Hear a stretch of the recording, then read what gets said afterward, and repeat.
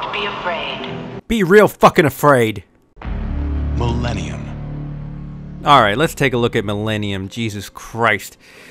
Alright, this is one of those movies that I saw way back in the day on VHS trailers where they used to put the bottom of the barrel scum-sucking motherfucking movies that no one else is going to watch unless you saw some sort of preview on a good movie rental. So, about 20 years later, I actually just had a chance to watch this movie, and you know what? It's pretty bad, but it's not horrible, but we're going to go into it because it blows my mind on so many different levels.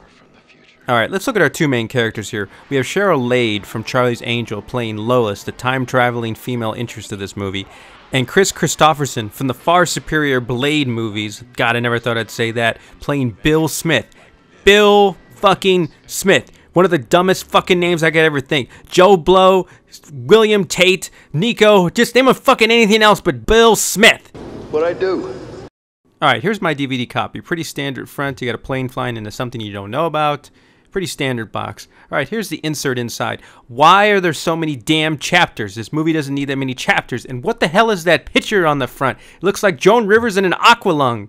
Now, in my opinion, this movie's ability to suck has nothing to do with the storyline or the plot that they developed.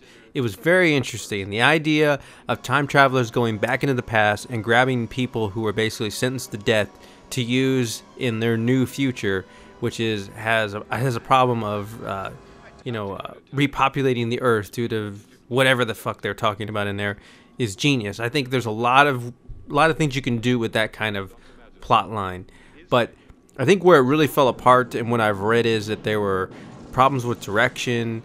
There were different writers that came in. You can definitely tell they kind of bandaged this movie together, because there's certain parts in this movie where they re-show footage from a different perspective, maybe from a different character's perspective, and it just fails on every end, and that really makes this movie really, really subpar. But I think that has to be put most of the blame onto the director, if nothing else, and possibly the producers of this film. But I think it definitely had all the abilities to be a good movie. It just got messed up in translation somewhere. Now, as confusing it is to explain the plot of this movie, the characters do a great job of it. You take people off planes just before they crash. There are other strange characters in this movie, one of them being Coventry, which is basically this future's Stephen Hawkins. Oh, you'd like that. And that lovable Tin Man from the future, Sherman. Then there's Dr. Mayer, who basically kills everyone in the movie by trying in his own version of the scientific fucking method.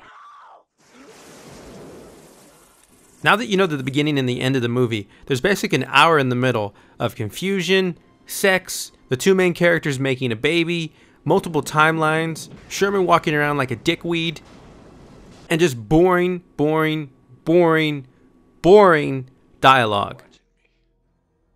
Now let's watch the best part of this movie.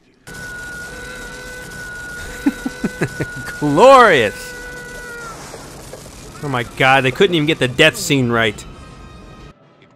I'm not going to ruin anything more about the plot, because I really think you guys should see this movie.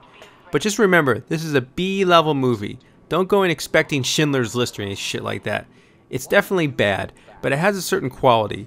This is one of those things you watch on a Sunday afternoon when you got nothing else to do.